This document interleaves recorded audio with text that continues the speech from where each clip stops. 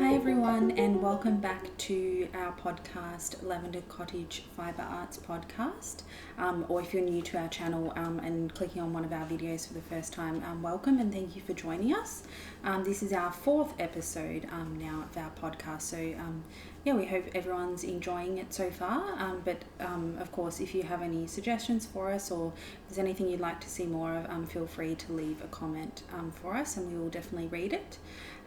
We'd firstly like to acknowledge that we're recording this podcast on the lands of the Wurundjeri people of the Kulin Nation and pay our respects to their elders past, present and emerging, and we also extend that respect to any Aboriginal or Torres Strait Islander people who might be watching our videos.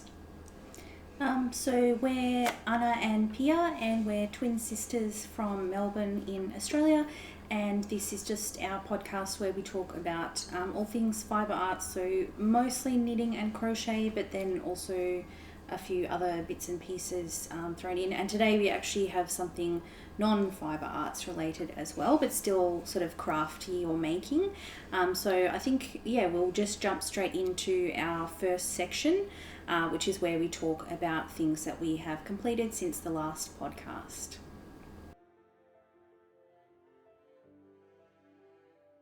Okay, so this is our first section and we call this section Hot Off the Hooks, but sometimes hot off the needles or hot off the anything, but it's where we talk about finished objects. And I think Pia is going to go first today, and she actually has hot out of the kiln. Yes. So I think we did mention in our first episode that you do some ceramics, don't you? Yeah. So she just wanted to show something, and it's related to Lavender Cottage Fibre Arts Podcast, but not because it's fibre arts, but because it's related to lavender and Lavender Cottage. So yeah, let's have a look. So I've been working on kind of a series of like garden and flower kind of themed tiles, and this is one of the tiles that I finished recently, which as you can see, it is lavender and then with a little bee there as well. Cute. And I like how it's like very maybe we'll try and even record like a short close-up video. Like it's very three-dimensional. I don't know if it's possible for you to see that from the video, but yeah, it's really three-dimensional and just like super cute. Because I guess you can, like for ceramics, you could make something with lavender by like getting a piece of actual lavender and pressing it into the clay, which I have done before as well, but with this it's actually like built up and raised from using tiny, like with the actual lavender flowers, like each of the little, I don't know what you call it, grains or whatever of the flower is like a tiny piece of clay, and then stuck on and then obviously painted over to make the colours. So that's my Lavender Cottage tile. Maybe we should share a photo as well of like some of the other ones in this sort of flower series that you've made. Yeah. And we can put a link. Pia has like an Instagram account where she shares like her ceramics. So maybe we can put a link to that if people are interested to see any of the other things that she's made. Yeah. Actually, I made this mug that I'm currently drinking some tea out of as well. You should make a purple mug, like a lavender mug. Oh yes, definitely. Cool. So that was your the only finished object that you wanted to show? Yes. Yep. I haven't this month I haven't finished any knitting or embroidery because you're mainly working on like quite big projects. Yep. So I'm still in progress for those. Cool.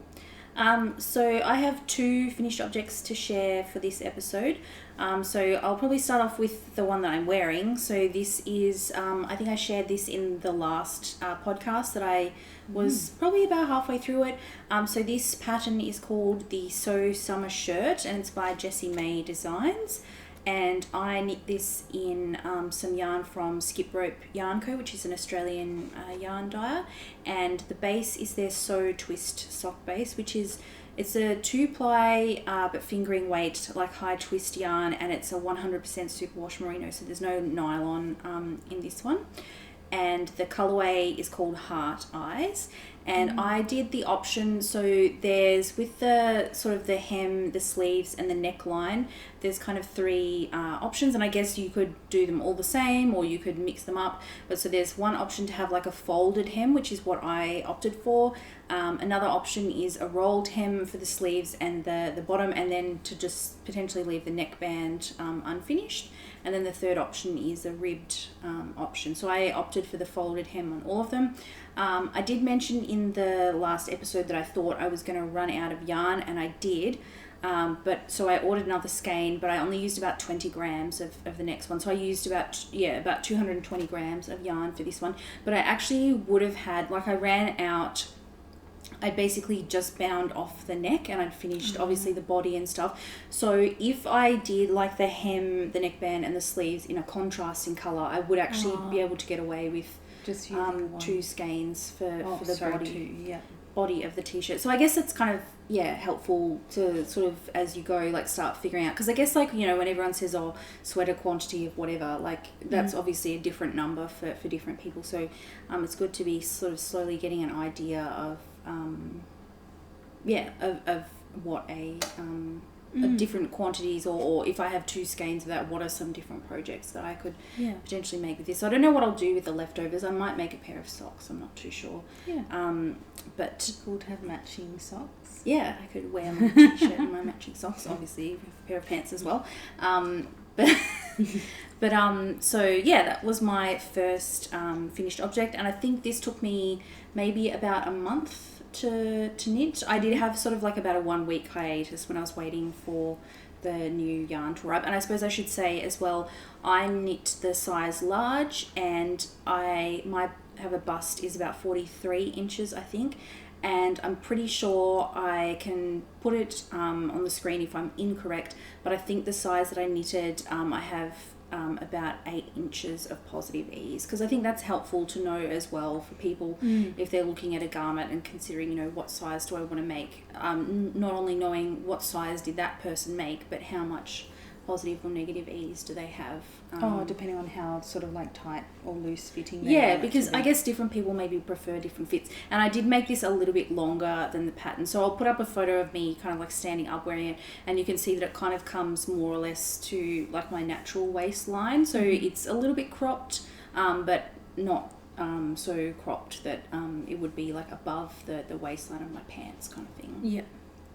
So yeah, overall I'm really happy with how it turned out, and I did sort of learn a few new techniques as I was making those.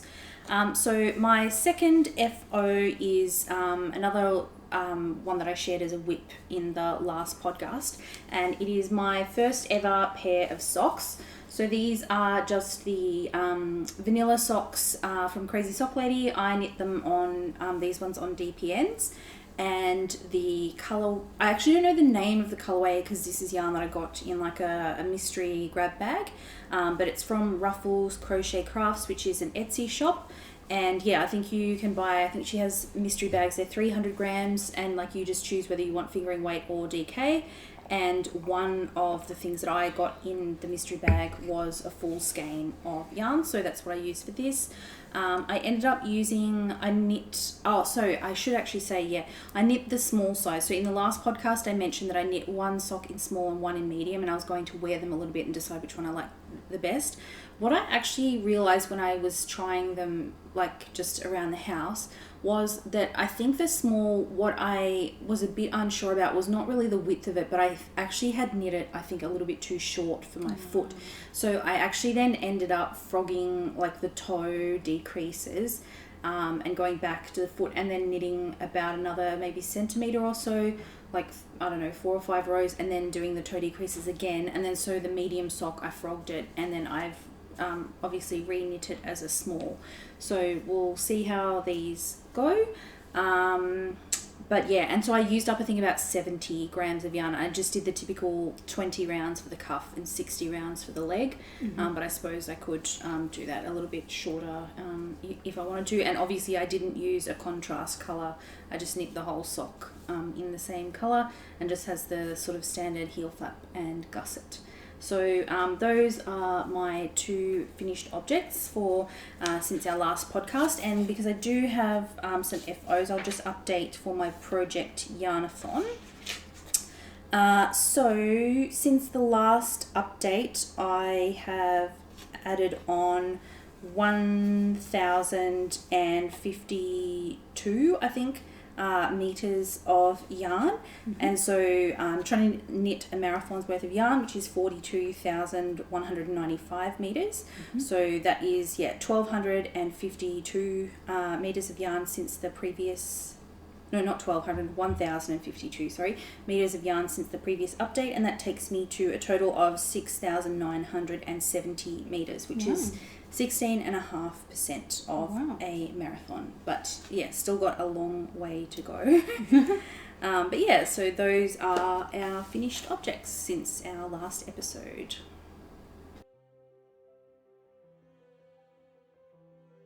All right, now it's time to talk about our whips or work in progress.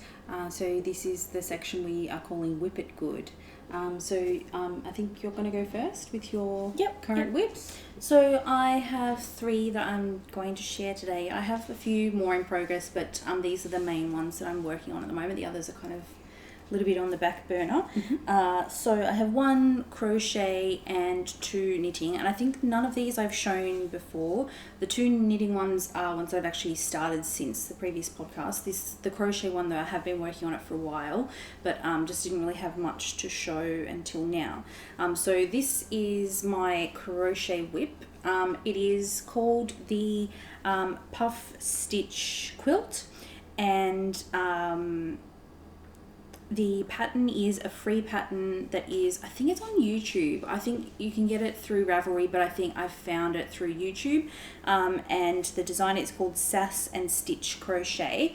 And basically what you do is you just crochet these little like pockets, and then you fill each pocket with fiber fill, and then you stitch together like a row of the pockets, and then you stitch the rows together. So I just have 1 row that I've finished. I'm going to be making, and I guess like you can customize this to be any size that you want, basically. So I've decided to do 15 squares by 15 squares, so that's 225 squares in total. So I think I've actually made about 30 or 40% of the pockets, but I've only, because I don't know, for me, I don't really like sewing in ends, so this is probably not the best choice of project, but I guess you could also make the actual squares bigger as well, like if you wanted less sewing. Oh yeah, I could have done that as well. So yeah, I've only sewn together 1 row, but I thought now that I've got that, I'll show you what it looks like. And I'm kind of using a little bit of the Battenberg blanket as a bit of inspiration. So I'm doing like a rainbow blanket, but every second square, so it'll be like a sort of a white and colourful checkerboard. So it's, I guess, a bit of a, like I would say, like a little bit of a hybrid of those 2 designs. And the yarn that I'm just using is just the rainbow cotton in the DK weight from Hobbii. So I just bought, like they have a rainbow pack, so I just bought 2 rainbow packs and then 2 packs of the white. So yeah, I think that is so this is going to be a bit of a long term. I did take a bit of a break from this because I think for a while I was just doing the white ones, and I was just getting a bit sick of like doing the same thing over and over and over again. But I guess it's a good one to do, like take on the train or whatever, because I just take 1 ball of yarn and then like I don't have to be cutting around a big project. So it is a blanket, but because you construct it like in a modular way, it is a little bit more portable. So the next 2 are knitting whips.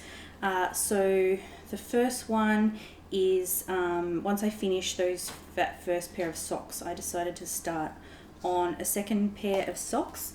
So this pattern is the Hermione's Everyday sock, and the designer is, her name's Erica Luda, and this one is also, you can find it on Ravelry as a free pattern. So I think a lot of people are probably familiar with this pattern. It just has like a very subtle, hopefully you can see that, bit of texture. It feels quite nice.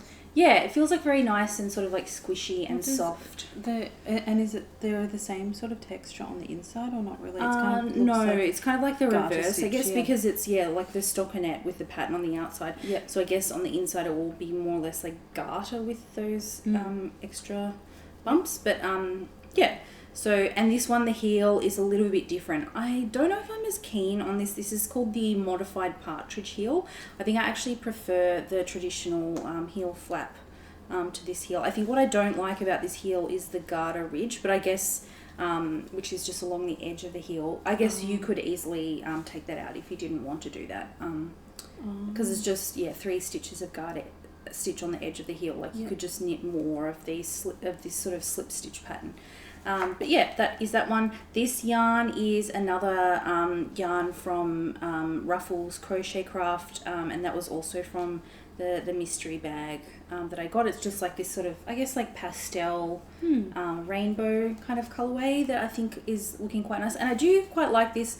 I think this sort of pattern is like not too busy, that because I think if you had like a sort of a speckled yarn with a very sort of like textured pattern, that could kind of like, they would both kind of clash maybe. Yeah, or almost like take away or compete with each other. But I think that this is enough texture that it's interesting, but it still lets the colours kind of be highlighted. So that is the Hermione's Everyday Sock. And this is the first one of the pair. And I've decided, I don't know, the first pair of socks I knit on DPNs, and I decided I would just try the magic loop method for this pair, just to see like what my preference is for sock knitting. And I have been using the the Crazy Sock Ladies like magic loop sock knitting video as well, for how like to divide the stitches and all of that. So I should give credit to her as well.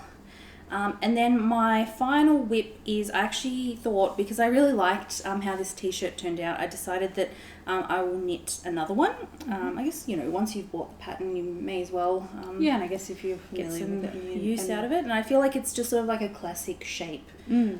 So I figured, why not? But I am doing a little bit differently for this one. So this is all I've done so far, but maybe you can see from there, I've decided to go with the ribbed hem option for this just one. Try something different. And it's kind of like a little bit self-striping. The yarn is from West Australian yarn dyer, who brand I guess is called Rainbows and Sprinkles, and she kind of goes for mainly like pastels and like bright colourful yarn. So I think that is looking quite nice. And I did decide for this one to do helical knitting. The main reason being, I don't know if you will see from here, but so these are the 2 skeins that I have, and this colourway, is called Seafoam. I might have to take a photo to show you closer up, but hopefully you can see one of the skeins has a lot more of those dark purple speckles than the other. So I just kind of, I don't know, can you see that? Yeah. So I just wanted to kind of split that throughout the body of the t-shirt.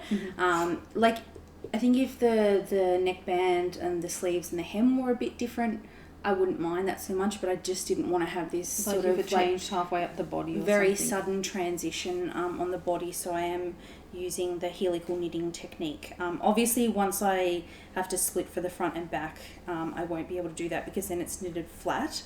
But hopefully I'll get enough kind of distribution of those darker speckles throughout the whole t-shirt that it's not kind of super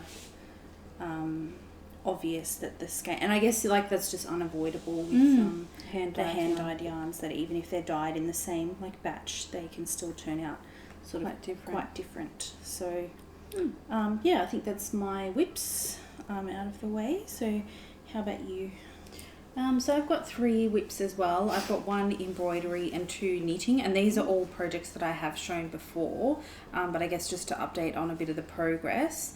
So this is my embroidery current whip for embroidery, which is the Starry Nights pattern, inspired by Van Gogh's painting Starry Nights. This pattern I bought on Etsy from a shop called Blooming Day Things. And so since last time, you maybe won't be able to see too much progress since last time because I've mostly been filling in this sky area. So it's taking quite a while because it's, you know, quite a big area to fill in. But the thread is quite a similar colour to the felt that I'm using as the kind of base fabric. So yeah, I feel like the progress maybe, if just at a glance, it doesn't look like I've made that much progress. But then when you look at it close up, you can see like basically this whole top area is all completely filled in now. And I'm starting to fill in this sort of bit underneath the kind of swirl of the cloud. And then I've got to fill in sort of the rest of this, but because this side of the painting is meant to be lighter and sort of like a bit of a gradient effect, there's a lot of the stitches there are kind of already filled in because it's, yeah, I guess you start with much more of the darker blue on this side and then kind of fades into the slightly lighter blue. So yeah, that's my progress on that one. Kind of like mirrors like the effect of like Impressionism painting in general, though, that like from standing far away from it, like it looks, I don't want to say like simple, but like you don't really see the full level of detail until you come very close. Like I think if you can see like each individual brush stroke. Yeah. And then the next two, my other two whips that I've got at the moment are both blankets. So again, I've shown these both before. This one is the Happy Valley Baby Afghan, which is huge now. Yeah. Which is from the Lion brand website. And it's using the Lion brand ice cream yarn. So I think last time I had finished up to this pink row.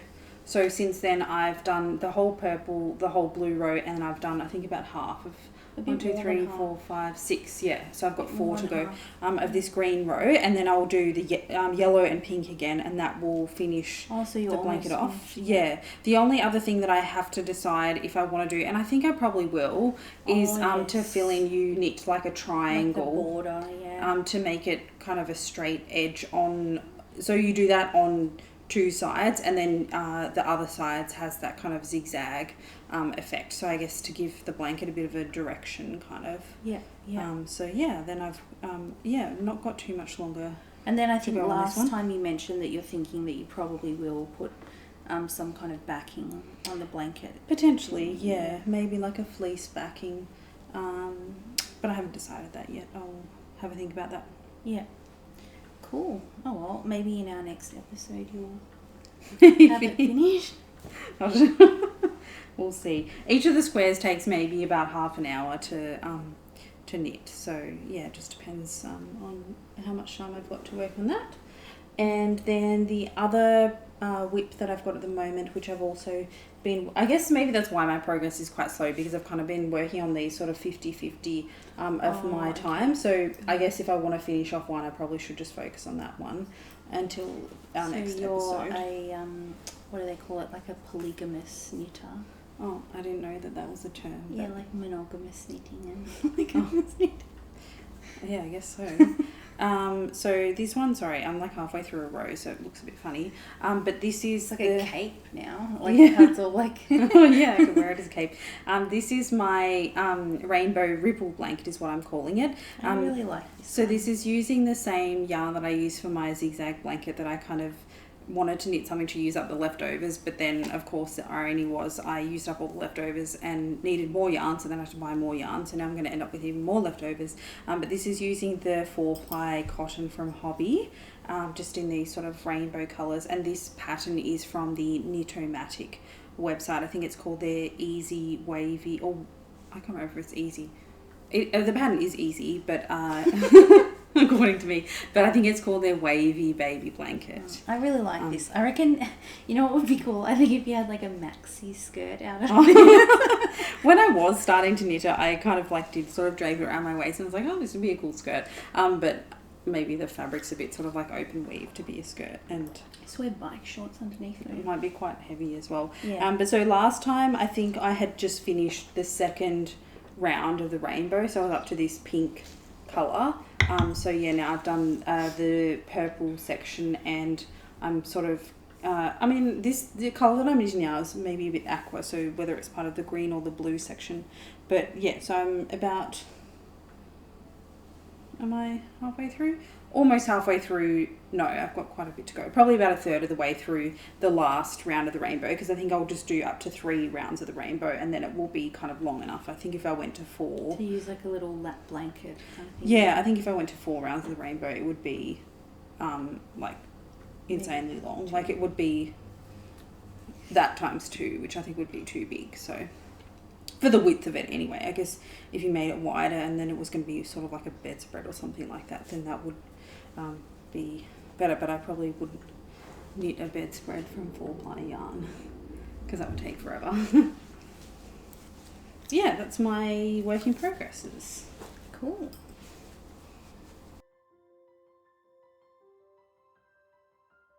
So now it's time for dream weaving, which is our last section where we talk about anything that we have purchased, whether that be yarn or patterns or anything like that, and any sort of plans, anything that's kind of like in the planning stages, all things that we're just kind of thinking about or dreaming about making, I guess. Do you want me to go first? Yeah, you can go first. Cool. So I do have a few things to show that I purchased, but none of it was yarn. So the first thing I thought I would show is these sock blockers. So I actually had the socks that I just showed you. I had one on each of them. But I bought these on Etsy, and they are from a shop called, I actually don't really know how to pronounce this because it's MLYNJEDROW, and she's from Poland, so Wurundjeri or something like that, but we'll definitely leave, and I don't know if that's a name or if it's like a Polish word, I have no idea. So I will leave a link to the Etsy shop, but she's got loads of these wooden sock blockers, and she sells them in a whole bunch of sizes. I can't remember if she has kids ones or not, but she definitely has from like small to extra large for adult socks. Just something cute. I got these bee ones and then these sort of flower ones to block my socks, now that I can officially say that I'm a sock knitter. And then speaking of sock knitting, sorry, just reaching over because I'm on the couch. The other thing that I wanted to show that I bought is a couple of books. So the first one is this book of socks called, and again, this Tan Tool to Socks. So the designer is Anna Bergman, and I think she is a Swedish designer. So I might just put a few photos on the side of some of the socks that are in the book, but I obviously can't show any of the patterns from inside the book. But the thing that's really nice about this book actually is, so the designer is called Anna, but one of her really good friends is named Pia. And so they're like us. So and long lost twins, or I guess they would be quadruplets because Pia, we're already twins. Pia actually took all the photos for the book, and she wrote the introduction. I'll just read like the first sentence because I was like, it says, "For many years, Anna and I sat on our sofas knitting with no clue of each other's existence." Me and Pia just thought that was quite funny, and there is actually a sock pattern in the book called Pia, so I will definitely have to make that a priority to knit the Pia socks. Maybe I can make them for you. Maybe. We just thought that was a bit funny, but a lot of beautiful, mostly just sort of colour work socks in this book, and hopefully you can see from the colour, like very sort of vibrant and cheerful design. So looking forward to making some socks from this book. And then the other things that I bought was a couple of these from Peyton's, like I wouldn't really call this a book. What would you call this? A pamphlet? Yeah, or like a magazine. Yeah, most of them have probably about 10 patterns in them. So this first one is called Vintage Charm. So this is, there are a bunch of patterns from, I think, the 1940s to the 1970s that they've kind of rewritten with sort of modern construction sort of styles, I guess, in mind. So I think most of these projects probably would have been knitted flat.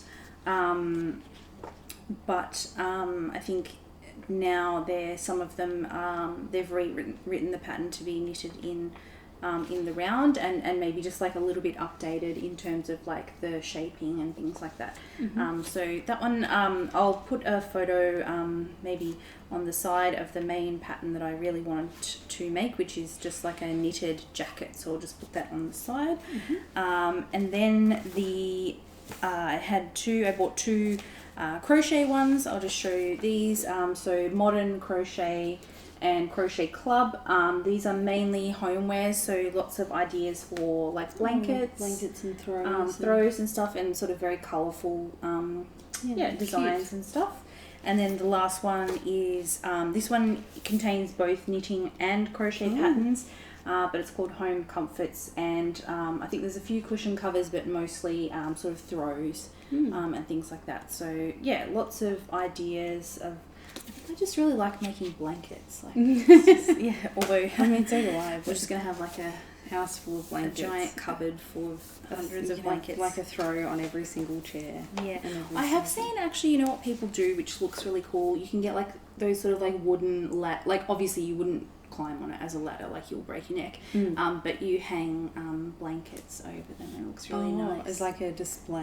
And then I guess if you're cold, you just go and select a blanket from your. And I guess if you have ladder. like different weights of blanket, depending on how cold you are. Yeah, like if you're you can choose. if you're not that Like this cold, would be like a summer blanket. then you I can feel just like, and you just want rainbow something one. over your legs or whatever. But if it's like a really cold night, you can pick like a thick woolen blanket. Yeah, exactly. So, yes, that is my dream weaving. So, don't really have a specific thing in mind. More like I have like a billion ideas for a blanket ladder bouncing around in my head. But yeah, that's my dream weaving. Yep. How about you? What's on the agenda in your fibre future? I think my main priority once I finish my current blanket whips will be to go back to my hue shift Afghan. So I've knitted, I think I've done 15 squares of that so far out of 100, and I kind of, I guess, put that a little bit on the back burner while I was focusing on that zigzag blanket that I did because that was a baby gift. So I obviously wanted to finish that more or less. Well, I did finish it before the baby arrived to be able to gift it before our little nephew was born.